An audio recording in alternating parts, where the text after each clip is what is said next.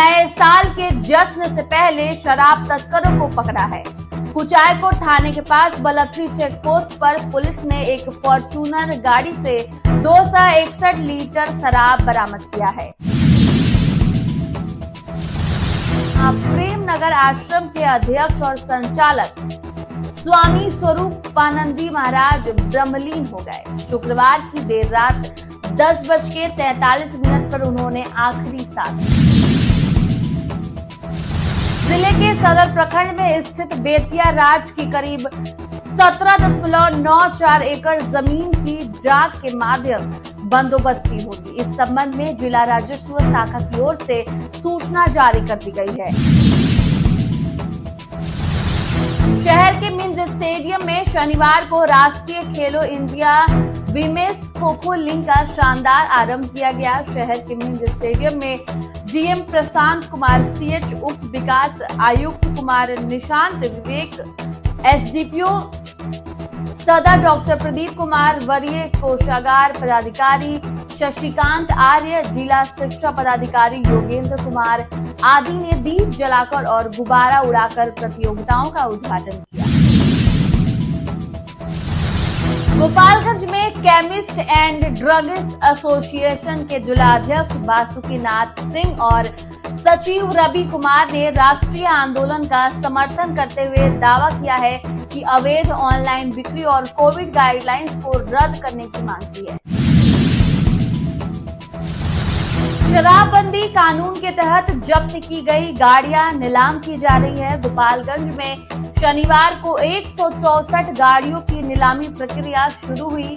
Bullet bike से लेकर truck 5 से 10 गुना रेट में नीलाम हुए। गोपालगंज के कलेक्ट्रेट के कौशल विकास केंद्र में ओपन बोली प्रक्रिया के तहत इन वाहनों की नीलामी की प्रक्रिया पूरी की गई। नमस्कार दोस्तों, आप देख रहे हैं गोपालगंज इन्फो और मैं हूं आपके साथ खुशी चौधरी। पुलिस ने नए साल के जश्न से पहले शराब तस्करों को पकड़ा है। कुचायकोट थाने के पास बलथरी चेक पोस्ट पर पुलिस ने एक फॉर्च्यूनर गाड़ी से 261 लीटर शराब बरामद किया है। गाड़ी पर बीजेपी का झंडा लगाया गया था, जिससे तस्कर पुलिस को चकमा देना चाहते थे। 2 तस्करों को गिरफ्तार किया गया है जो यूपी से बिहार शराब ले जा रहे थे।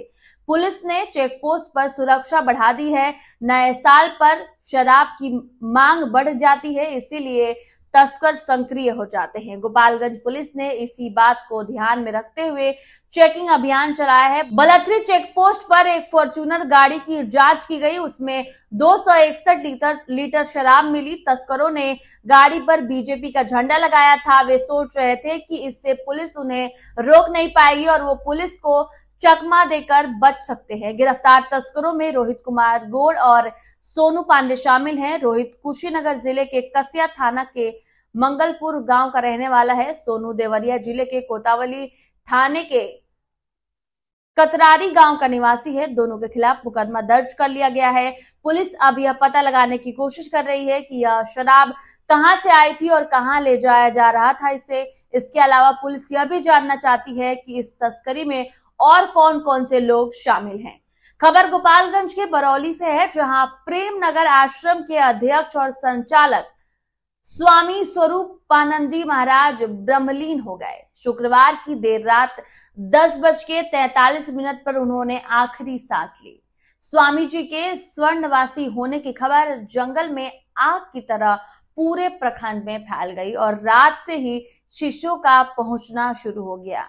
उनके और उनके गुरु का ब्रह्मलीन स्वामी आत्मानंद जी परमंद के शिष्य न केवल पूरे भारत में बल्कि विश्व के कोने कोने में फैले हुए हैं, बल्कि अन्य प्रदेश में भी आने वाले शिष्यों को भी अंतिम दर्शन हो सके। इसीलिए शव को अगले दिन शोभा यात्रा निकालने के बाद आश्रम परिसर में रखा गया था। आश्रम में महंत स्वामी निजानंद महाराज ने बताया है कि स्वामी जी की उम्र करीब 80 वर्ष थी।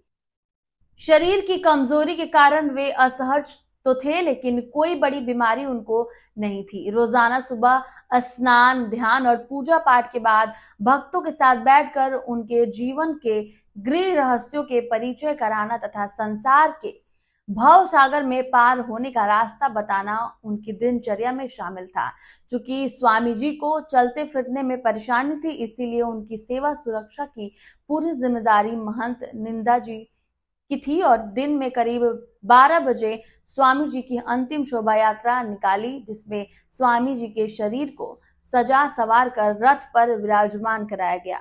वहीं सैकड़ों भक्त तथा शहर के भक्त नर नारी उनकी शोभा यात्रा में शामिल हुए। जिले के सदर प्रखंड में स्थित बेतिया राज की करीब 17.94 एकड़ जमीन की डाक के माध्यम बंदोबस्ती होगी। इस संबंध में जिला राजस्व शाखा की ओर से सूचना जारी कर दी गई है। इस खुली डाक में 3 जनवरी को सदर अंचल के रामपुर, टेंगराही और भोजली गांव में मौजूद जमीन की बंदोबस्ती की जाएगी। जिला राजस्व शाखा की ओर से जारी सूचना के अनुसार बेतिया राज की भूमि की बंदोबस्ती के संबंध में हाई कोर्ट पटना की ओर से आदेश दिया गया है कि इस आदेश के आलोक में राजस्व पार्षद बिहार पटना के अध्यक्ष सर सदस्य राजस्व पार्षद स प्रतिपाल अधिकरण की अध्यक्षता में बीते 14 नवंबर को वीडियो कॉन्फ्रेंसिंग के माध्यम से बैठक की गई। बैठक में दिए गए निर्देश के अनुसार गोपालगंज सदर अंचल में स्थित बेतिया राज की भूमि की बंदोबस्ती की जानी है।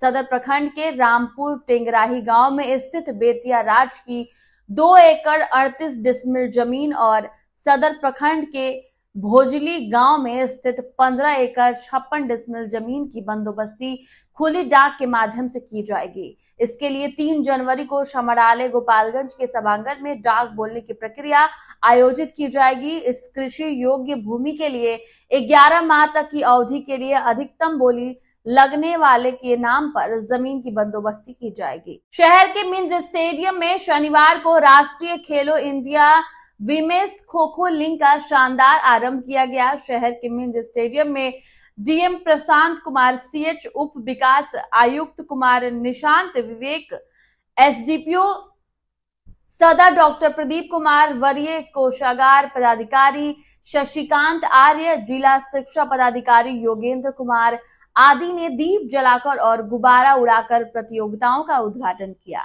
उद्घाटन के बाद मुकाबले के बने खो खो कोर्ट पर पहुंचकर फीता काटकर मैच का शुभारंभ किया। उद्घाटन समारोह में स्काउट एंड गाइड और एनसीसी के छात्र छात्राओं ने टीम लीडर के नेतृत्व में मार्च पास्ट किया। 8 राज्यों की 15 टीमें लेगी हिस्सा। इस राष्ट्रीय kho kho India women's kho kho league में 8 राज्यों की कुल 15 टीमें हिस्सा ले रही है। इसमें कर्नाटक, दिल्ली, पश्चिम बंगाल, महाराष्ट्र, गुजरात, बिहार, मध्य प्रदेश और पंजाब के खिलाड़ी शामिल हैं।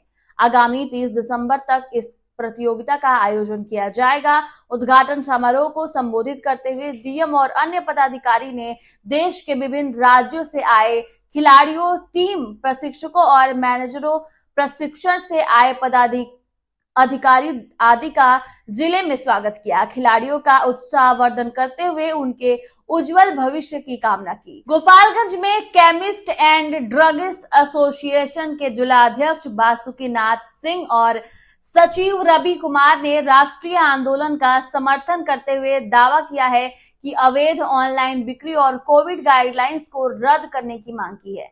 उन्होंने कहा है कि कोविड महामारी अब सामान्य हो चुकी है और गाइडलाइंस का दुरुपयोग किया जा रहा है। एसोसिएशन ने मांग किया है कि दवा की बिक्री और वितरण के लिए प्रिस्क्रिप्शन सहित सभी सुरक्षा नियमों का सख्ती से पालन कराया जाए। साथ ही जन स्वास्थ्य और सुरक्षा की सुनिश्चित करने के लिए ऑनलाइन दवा बिक्री पर तत्काल रोक लगाया जाए। राष्ट्रीय संगठन एड ओसीडी और राज्य संगठन ने भी इस मुद्दे पर एकजुटता दिखाते हुए सरकार से आवश्यक कदम उठाने की अपील की है। संगठन के अनुसार यह कदम जन स्वास्थ्य की रक्षा के लिए बेहद जरूरी है। शराबबंदी कानून के तहत जब्त की गई गाड़ियां नीलाम की जा रही है। गोपालगंज में शनिवार को 164 गाड़ियों की नीलामी प्रक्रिया शुरू हुई।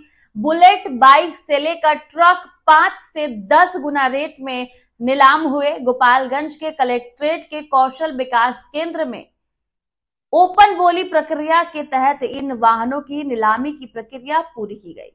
इस नीलामी में जिन गाड़ियों का निर्धारित मूल्य 21,000 रुपए था, वे 1,05,000 रुपए में बिक गई। वहीं जिस ट्रक का मूल्य सरकार ने 35,000 रुपए रखा था, वह 4,18,000 रुपए में बिका। यानी कि इन वाहनों की नीलामी की कीमत 5 से 10 गुना तक बढ़ गई।